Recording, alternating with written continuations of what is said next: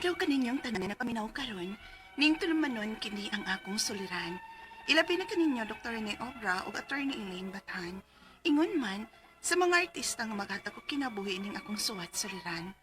Tawgalan ko ninyo sa pangan nga Minda, Minyo ug may mga anak. Pero may kaugalingon ng mga pamilya. Maong ako na lang usa ang nag-abang sa akong gipuy-an. Tagua lang ang akong address sa Lower Mohon, Talisay City, Cebu. Punto legal kini akong suliran. Kabahin kini sa akong diabangan nga pay nga akong ginegosyo. Aron ninyong hisabtan, sugdo na ako sa dihang nagsabot pa mi sa tag-iya sa bahay. Ingon niini ang mga panghita ko.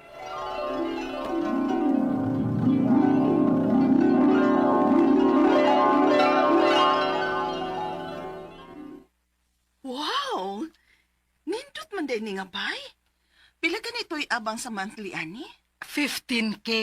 Ay, pero ang problema, ako rang usa. Wa man ko'y mga anak nga kauban. Kay naa naman sila tagsa-tagsa ka mga pamilya.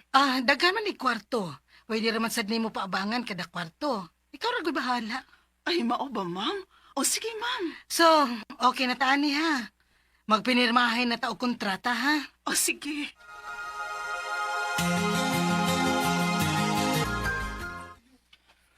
So, mao na to.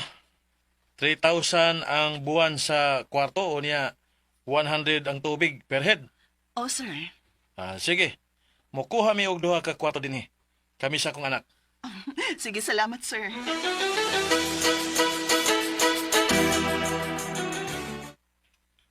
Basta kay monitoran lang yun ang ilang abang ma.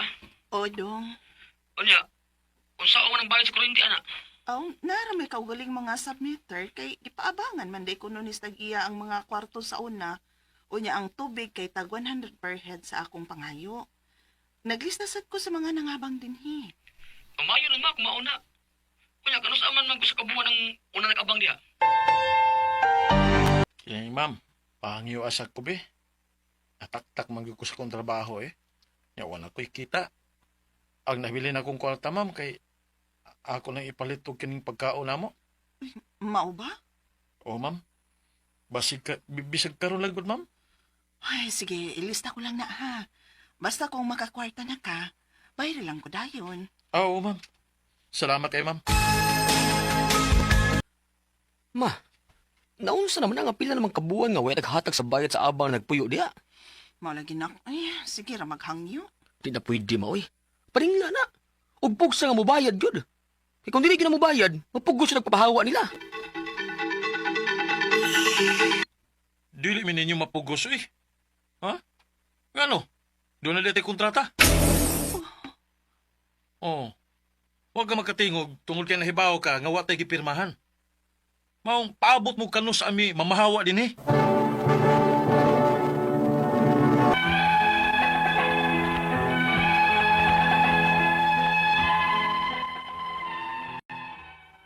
Mao ko kay na kong sayo nga nagpaabang ko sa mga kwarto pero wa ko'y kibuhat ka kontrata aron unta papirmahan nila. Mahadlok sad kong mamugos kay ako rang usa o wa ko'y dag-anan ilabi na nga mga lalaki ang nag-abang sa mga kwarto. Mao ning misuway kog hangyo sa akong usa ka anak nga paarion sa akong gipuy-an. Unya, Ha? Nagpalaban pag hindi kasi mong anak.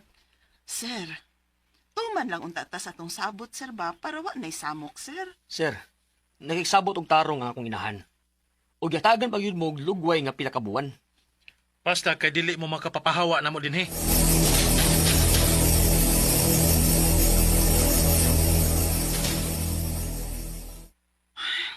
Saon man nato ani dong eh. Tung kaabon ta lang ilang mga kwarto ma basta manglakaw na sila.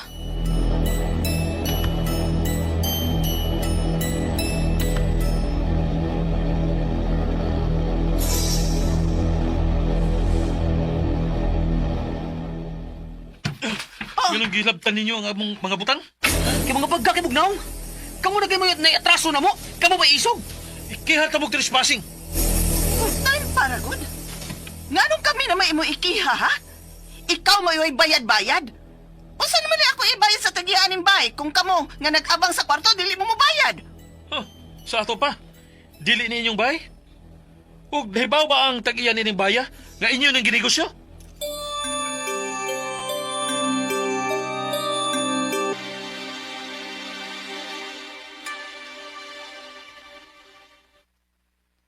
Mao ba? Nagpaabang na di ay ka? Oo, ma'am. Sige. Ako'y mo papahawaan na. Pero sabot ang daan ha. Na ako'y porsyento sa mga abang per month. Unsa? Unya akong ani mo? Mao gihapon. Kay ginegosyo man na nimo. Pero, ma'am, Kay kung dili ka mo sugot, ako mao'y mukihan nimo. Wa sa atong kontrata nga gihatagan ka og pagtugot nga negosyohon nimo ang mga kwarto dinhi. pero nagsabot naman tangdaan, ma'am, nga pwede na ko magpaabang og lain, di ba? Oo. Pero nausab ang akong huna-huna. Alkansi man kaayo ko. Tuman ang tasasabot ha. Para dili ako'y kontra nimo kay kun buot huna-hunaon, wa kay ikasukol kun ikihati ka. Unsa?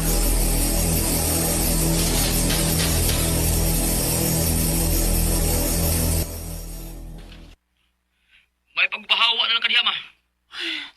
Asa masag kumubalhin in taon dong, uy. Dako kay gasto kumubalhin na sa. Ayo! Minda! Anong ni Maayo! aman itong iyas bay?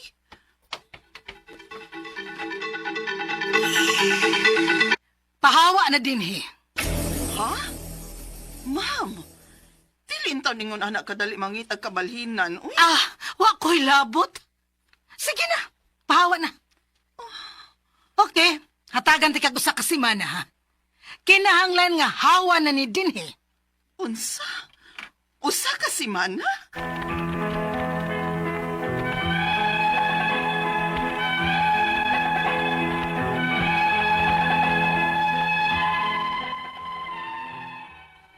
Naghatag ni Hinon og dakong kasamok ning akong pagpaabang sa mga kwarto sa bay nga akong giabangan.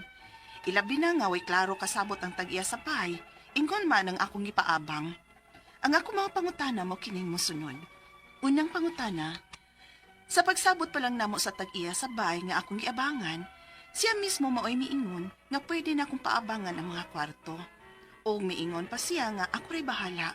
Pero karon, iya kong giingnan nga mangayo siyag share sa akong kita sa pagpaabang. Pero maora gihapon ang akong bayad sa pag-abang sa iyang bay. Angay ba gyud ay kung mohatag niya og share ana nga nakabayad naman ko sa abang sa bay? Ikaduhang pangutana, dili mo pahawa ang nag-abang sa duha ka kwarto ug wa na sad ni siya bayad-bayad. Mong napugos ang akong anak og lungkab sa kwarto ug paggawa sa mga butang. O gihadlok mi nga ikiham og trespassing. Pwede pa gud di ay na nga nag-abang raman sila? Ikatulong pangutana, klaro ang sabot namo sa takiya nga miuyon siya nga mag-abang ko sa mga kwarto. Pero, wa na niya ibutang sa kontrata. Karon, kung dili ko na kumuhatag og share, iya kong ikiha. Kay wa ko na sa kontrata nga nihatag siya sa pagtugot. Nabagyo day kaso sa mga ingon ana? Ikaw pa katapusan. Nakadungog ko nga naay gitawag nga grace period kung magpapahawa ka sa nag-abang. Og 3 months ang akong nahibaw-an nga ihatag nga tagal-ana. Tinuod ba na? Pwede ba na akong irason sa tag-iya para mahatagan ko niyag taas-taas pa nga panahon para makapangita ko kabalhinan? Palihog, tabangi og tambagi ko, kini ang akong suliran, Minda. Maayong adlaw mga suking tigpaminaw kini si Attorney Elaine Bathan og ako ang muhatag ninyo og tambag tubag solusyon kalinawan sa inyong mga pangutana, mga problema na may punto legal, personal, emotional nga mga pangutanag, mga problema, mga nabuagan, napasakitan, gibiyaan, nasawi, na hurt. Sagdi lang, ana man na ang gugmaris, gumani usahay, move on lang gud ta. No na pa may daghan din ha, may magmahutdan ang isdag, ang tubig ug isda na ayaw lang yun gawa og kanang hope, no? Sagdi lang, ana ra gyud na, may pag-ipadana ninyo inyong suwat be, atong pagahisgutan, tubagon nato, malingaw pa ta, no? Ato na lang ikatawa atong mga problema, no? So, pwede ninyo ipadana inyong suwat sa suliran_612@yahoo.com or sa ato ang Facebook account nga kini ang Akong Suliran official writers page. Pwede sad atong ipadala sa 3rd floor Jose R. Martinez Building, Osmeña Boulevard, Cebu City. Lain-lain gyud na ha, klase-klase syaro pa mo. Wa gyud mo'y rason nga nun di na ninyo mapadang inyong suwat. Ay mo ka uwaw, ay mo ka ikog, di mo mahadlok. Kibaw ka, na-appreciate yun na nako kaning ato ang programa tungod kay genuine kaayo ang mga suwat ug suliran nga gipada. Di gyud tiaw guys, daghan kaming madawat nga suwat unya. Kanang real life gyud ba and makalipay baya nga maka-realize ka nga kitang tanan naagyo problema. Dili ta exempted sa problema ba? Naagyod, no? So dili ra gyud ta maguol, no? Ug pag-ayo, of course, no, makaguol big na problema, pero remember lang yun, have a glimmer of hope, no? Dasig lang, salig lang, no? Nga just as any dark night, muabot ra gyud ang buntag. Dadating din ang umaga, basta tayo'y magkasama. Aw, unsa ba? Muna, padayo din yung mga suwat, kuyog ta permi. Pila ka tuig na ta nagkuyog aning ato ang programa, no? Maskig asa man mo, naamang gani uban nga, maskig nanas laing nasod, adto sa YouTube, anis ato ang DYHP, nga RMN Cebu nga Facebook account, maminaw, no? So, kay, dili gyud, lahi gyud ka nang naanda na nato ni, ato ang programa, ha?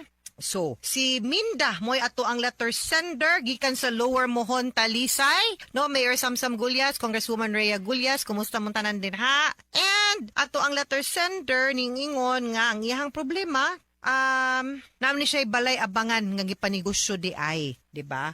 So, iyahang dakong sayop kay nagpaabang pero wa lagi siya'y kontrata. Sus, wating inin, absent ngayon is Ma'am Minda pagstorya na to anang isuwat gud sa papel, di lagi pwede. So anyway, mao ni iyahang problema. Una pangutana, sa pagsabot pa lang kono nila sa tag-iya sa balay nga iyahang giabangan, siya mismo maoy niingon nga pwede niyang paabangan pod ang mga kwarto. Lesor, unya sable iyang ipasablis. Unya, niingon pod kuno siya nga siya ray bahala. Pero karon kuno, gina na siya nga mangayog share sa iyang kita sa pagpaabang, pero maura gihapon ang iyang bayad sa abang sa balay. Angay bagyo di ay kunong muhatag siya og share na nakabayad man siya sa abang sa balay. Tumi dapat dili. Kay ang inyong kontrata inyo. Sa pagpatugo imong kontrata, pagpasablis inmo pod sa mga ni sablis nimo. So, murag siguro kay nakakita siya nga og kanang avenue nga makakwarta kana ganing usual batasan sa tao kana gay mag-greedy sa last part, no, mahakog sa last part, murag mauni si ma'am. Mauni ang kaning tag-iya sa balay, no, pero di gid unta makiangayon kay mo naman inyong sabot nga ginan man kay bahala, so dapat unta wa. Ikaduhang pangutana, dili mo pahawa ang nag-abang sa duha ka kwarto ug wala sad ni bayad-bayad. Maong napugos ang iyahang anak og lungkab sa kwarto pagpagawas sa butang o gihadlok mi nga ikiha sila kunog trespassing. Pwede ba gud na nga nag-abang raman sila, dili gyud pod pwede kay naaman na katungod man na nimo pod nga mo mulunggab kay para mapaabangan na pod nimo glain. In the contract of lease, basta maabot na ananap, dugay na kayong panahon, nga pwede gina nimo ma-open, pero I suggest nga ipa-open na nimo, dapat na itanod, na i-witness, unya ma-inventaryo ninyo og tarong og sakto. Pero na proseso na guys ha, kung saan ninyo pagbaligya ng mga butang ha, dili na inana kasayon-sayon lang pod ha nga mo imong gamiton para bayad sa utang unless naa nakabutang sa inyong kontrata. Ngunang ningon jud ko nga dapat gyud at all times labi na ni mga abang-abang dapat naa gyud nay dokumento, di pwede wala. Ikatulong pangutana, klaro ang sabot namo sa tag-iya nga niuyon siya nga magpaabang ko sa kwarto pero niya giibutang sa kontrata. Karon kung dili kuno ko muhatag og share, iya kung ikiha kay wala kuno sa kontrata. Iyang pagtugot na abadi ay kaso sa mga ingon ana. Ikiha siguro for sum of money or collection kay murag makalusot siya, pero akong suggestion ani ba, paghusay na lang mo be kay kanang niya i-put into writing ang inyuhang kasabutan. Kay gamay kay siyang butang para lang maghinulgaay mo nga may mag-agi bangka, nagkita ka, so maybe kanang okay kanang pwede paubsan nimo ako ang abang unya ang share ani hatagan ti ka no sa mga ana or unsa inyuhang sabot unya iput into writing na nga ikaw sad mga bangta no Minda na absent lagi jud ka ngingundog ko nga dapat naagud tay kontrata kay sabton gud nato kay di gud ta maka sure manggod usay may lang sugod unya mag-read last part basta nanay kwartang makita magkirap-kirap namang mata magdalar-dalar na magpanan-aw sulisod gyud pasaway dokumento no Kay usahay, if it's not in writing, it did not happen. 'Di ba? Remember, if it's not in Instagram, if it's not in Facebook, it did not happen. Ana ra po ng legal class. O wa na permahan, wa gisuwat, posibleng malimod, it did not happen. Ikaupat, ug katapusang pangutanan, nakadungog kuno siya na ay gitawag nga grace period kung magpapahawa sa nag-abang. That is correct. Og 3 months ang akong nahibaw-an nga hatag nga tagal ana. Tinuod ba? Pwede ba na akong irason sa tag-iya para mahatagan ko niya og taas-taas nga panahon para makapapangita og pabalhinan. That is correct. Dili pud kaniya basta-basta. Kay sabi may kontrata no. So dili pod kang kanang grace period depende na no sa inyong kasabutan yud pod.